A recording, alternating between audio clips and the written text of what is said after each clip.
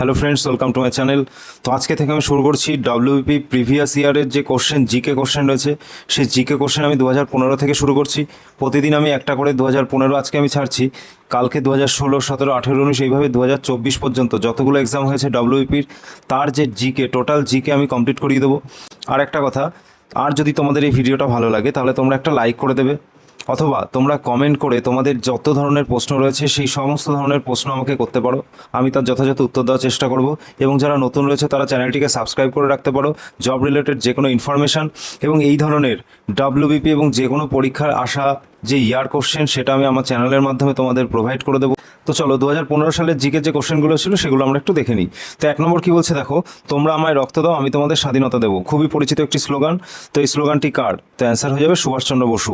এখানে আরও কিছু তথ্য তোমরা জেনে নাও। নেতাজি সুভাষচন্দ্র বসু 1939 সালে ফরওয়ার্ড ব্লক গঠন করেছিল এবং তিনি ইন্ডিয়ান ন্যাশনাল আর্মি গঠন করার ক্ষেত্রে তার গুরুত্বপূর্ণ ভূমিকা ছিল। 2 নম্বর কোশ্চেন দেখো, বুদ্ধ কোন ভাষায় তার ধর্ম প্রচার করতেন? তো বুদ্ধ দেখো পালি ভাষায় তার ধর্ম প্রচার করতেন। এই কোশ্চেনটা কিন্তু বারবার ডব্লিউপির বিভিন্ন এক্সামে এসছে। তো আরও আমরা এই কোশ্চেন রিলেটেড আরও কিছু তথ্য আমরা জানার চেষ্টা করব। দেখো, বুদ্ধ ধর্মমত পালি ভাষায় প্রচার করেছিলেন, আর বৌদ্ধদের প্রধান ধর্মগ্রন্থ ছিল ত্রিপিটক। ঠিক আছে।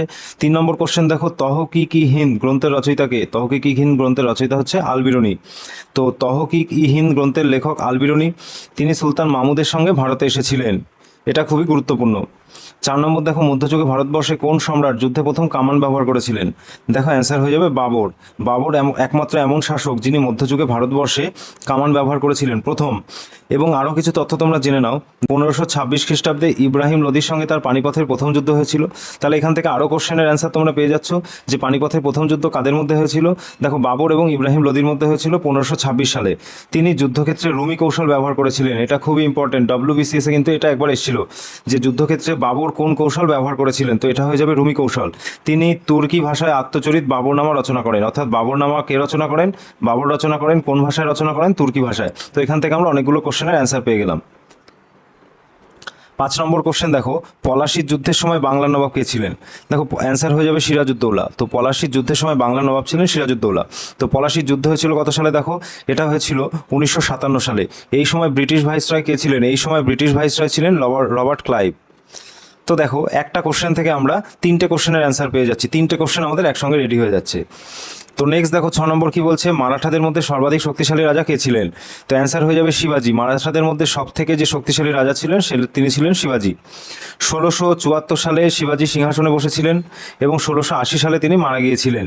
তো এই কোশ্চেনটা অনেকবার পরীক্ষায় এসছে যে শিবাজি কত সালে সিংহাসনে আহরণ করেছিলেন বা সিংহাসনে বসেছিলেন। তো অ্যান্সার হয়ে যাবে 1674 সালে। 7 নম্বর দেখো, ভক্তি আন্দোলনের অগ্রদূত কে ছিলেন?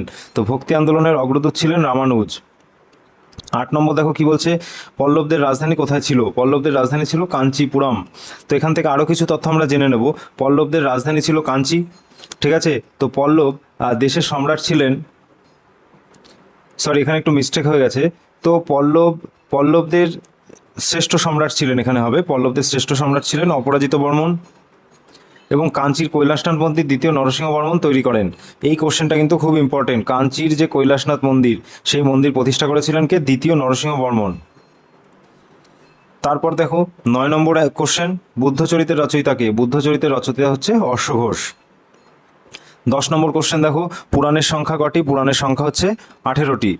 11 নম্বর দেখো, ভারতের প্রাচীনতম পর্বতশ্রেণী। দেখো এই যে 10 নম্বর পর্যন্ত ইতিহাসের কোশ্চেন ছিল, এবার ভূগোল শুরু হলো।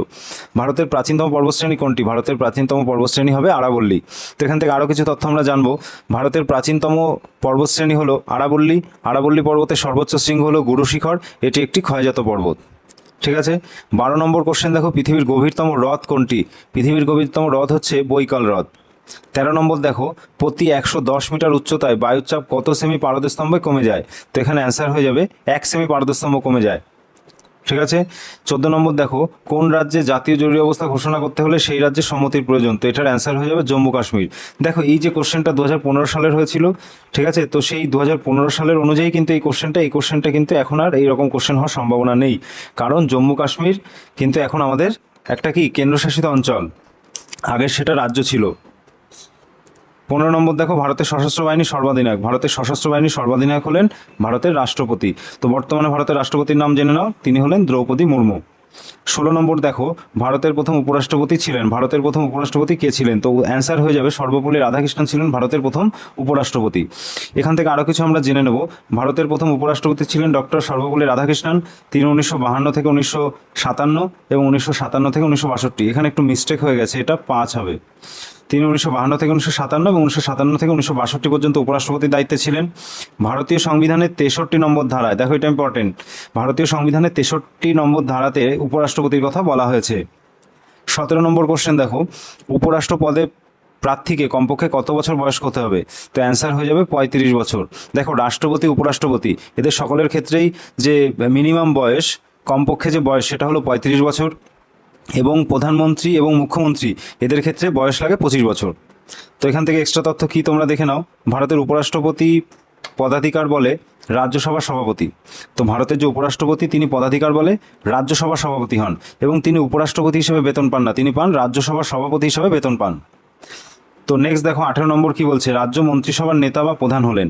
দেখো, রাজ্য মন্ত্রিসভার নেতা হলেন মুখ্যমন্ত্রী, ঠিক আছে, আর কেন্দ্রীয় মন্ত্রিসভার নেতা বা প্রধান হলেন প্রধানমন্ত্রী, ঠিক আছে। তো এখান থেকে আরও তথ্য জানবো। ভারতের সংবিধানে ধারা 164তে মুখ্যমন্ত্রীর কথা বলা হয়েছে। আর মুখ্যমন্ত্রীকে শপথ বাক্য পাঠ করায় কে? রাজ্যপাল। মুখ্যমন্ত্রী নির্বাচিত হওয়ার জন্য কমপক্ষে 25 বছর বয়সের প্রয়োজন। এই মুখ্যমন্ত্রী আর প্রধানমন্ত্রী অনেকটা সেম, এবং রাজ্যপাল এবং রাষ্ট্রপতি অনেকটা সেম। তো 19 নম্বর দেখো, মন্ত্রিপরিষদ কার কাছে দায়ী থাকে? মন্ত্রিপরিষদ থাকে লোকসভার কাছে দায়ী থাকে। 20 নম্বর দেখো, অর্থ বিলের ক্ষেত্রে চূড়ান্ত সিদ্ধান্ত কে নিতে পারে? দেখো, খুবই গুরুত্বপূর্ণ একটা প্রশ্ন। তো অর্থ বিলের ক্ষেত্রে চূড়ান্ত সিদ্ধান্ত কে নিতে পারে? তিনি হলেন স্পিকার। এই স্পিকার রিলেটেড আরও কিছু কোশ্চেন রয়েছে। দেখো, ভারতীয় সংবিধানে অর্থ বিলের কথা বলা হয়েছে 110 নম্বর ধারায়। তো অর্থ বিলের কথা কত নম্বর ধারায় বলা হয়েছে, এরকম কোশ্চেন হতে পারে, সেক্ষেত্রে অ্যান্সার হয়ে যাবে 110 নম্বর ধারায়। রাজ্যসভায় কখনো অর্থ বিল উত্থাপন করা যায় না, অর্থাৎ অর্থ বিল শুধুমাত্র লোকসভায় উত্থাপন করা যায়। 21 নম্বর দেখো, লোকসভার অনাস্থা প্রস্তাব পেশ করতে হলে কতজনের সদস্যের সমর্থন প্রয়োজন? লোকসভায় অনাস্থা প্রস্তাব পেশ করতে হলে কমপক্ষে 50 জনের সমর্থন প্রয়োজন। তারপর দেখো, এক্সট্রা তথ্য কী আছে এখানে, ভারতীয় পার্লামেন্টের প্রথম অনাস্থা প্রস্তাব আনা হয়েছিল 1963 সালে। আমাদের দেশ স্বাধীন হয় 1947 সালে, এবং প্রথম অনাস্থা প্রস্তাব আনা হয়েছিল 1963 সালে। 22 নম্বর দেখো কি বলছে, ভারতের প্রথম প্রধানমন্ত্রী কে ছিলেন? দেখো, সবাই জানো এটা, জওহরলাল নেহেরু ছিলেন ভারতের প্রথম প্রধানমন্ত্রী। আরও এক্সট্রা তথ্য দেখো, ভারতের প্রথম প্রধানমন্ত্রী ছিলেন জওহরলাল নেহেরু। 1947 থেকে 1964 সাল পর্যন্ত ভারতের প্রধানমন্ত্রী ছিলেন। তার জন্মদিন 14 নভেম্বর ভারতের শিশু দিবস হিসেবে পালন করা হয়, অর্থাৎ জওহরলাল নেহেরুর জন্মদিন হচ্ছে 14 নভেম্বর। এই দিনটিকে আমরা শিশু দিবস হিসেবে পালন করি। 23 নম্বর দেখো, ব্যক্তি স্বাধীনতার প্রধান রক্ষক কোনটি? দেখো, ব্যক্তি স্বাধীনতার প্রধান রক্ষক হচ্ছে হেভিয়াস কর্পাস। ভারতীয় সংবিধানে, ঠিক আছে, হেভিয়াস কর্পাস কথার অর্থ হচ্ছে সশরীরে হাজির থাকা।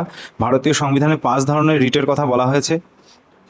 নেক্সট দেখো, 24 নম্বর, ভারতীয় সংবিধানে কয় প্রকার জরুরি অবস্থার সংস্থান রয়েছে? ভারতীয় সংবিধানে দেখো 3 প্রকার জরুরি অবস্থার সংস্থান রয়েছে। তো দেখো, 352 নম্বর ধারায় রয়েছে জাতীয় জরুরি অবস্থা, এবং 356 নম্বর ধারায় রয়েছে রাজ্য জরুরি অবস্থা, অর্থাৎ যেটাকে আমরা রাষ্ট্রপতি শাসন বলে থাকি, এবং 360 নম্বর ধারায় রয়েছে আর্থিক জরুরি অবস্থা, ঠিক আছে। আর এই যে জরুরি অবস্থা, এটা ভারতীয় সংবিধানে জার্মানির সংবিধান থেকে গৃহীত হয়েছে, জার্মানির সংবিধান থেকে নেওয়া হয়েছে ভারতীয় সংবিধানের জরুরি অবস্থা রয়েছে সেই ধারণা। 25 নম্বর কোশ্চেন দেখো, লোকসভার প্রথম স্পিকার কে ছিলেন? তো লোকসভার প্রথম স্পিকার ছিলেন জিভি মাভলঙ্কার। তো এই তোমাদের WEP 2015 যে এক্সামটা হয়েছিল, তাতে যে 25টা জিকে এসেছিল, সেই জিকের যে সমাধান সেটা আমি করিয়ে দিলাম। আর এই ভিডিওটা যদি তোমাদের ভালো লাগে, তোমরা একটা লাইক করে দেবে, এবং এই ধরনের ওয়েস্ট বেঙ্গল পুলিশের প্রিভিয়াস ইয়ারের যে জিকে ম্যাথের কোশ্চেন পেতে এবং তার সমাধান পেতে তোমরা চ্যানেলটিকে সাবস্ক্রাইব করে রাখতে পারো। আর 2015 সালে যেহেতু প্যাটার্ন একটু অন্যরকম ছিল, সেই জন্য এখানে যে প্রিলিমস, সেই প্রিলিমসে কিন্তু 25টাই জিকে ছিল, তো সে কটাই আমি করে দিয়েছি। এবং পরবর্তী ভিডিওতে আমি তারপর থেকে 2024 পর্যন্ত যতগুলো WEP কেপি বলো, যত এক্সাম হয়েছে, সব কিছুর ইয়ার কোশ্চেনের জিকে ম্যাথ আমি করিয়ে দেবো তোমাদের। তো আজকের ভিডিও এখানেই শেষ করছি।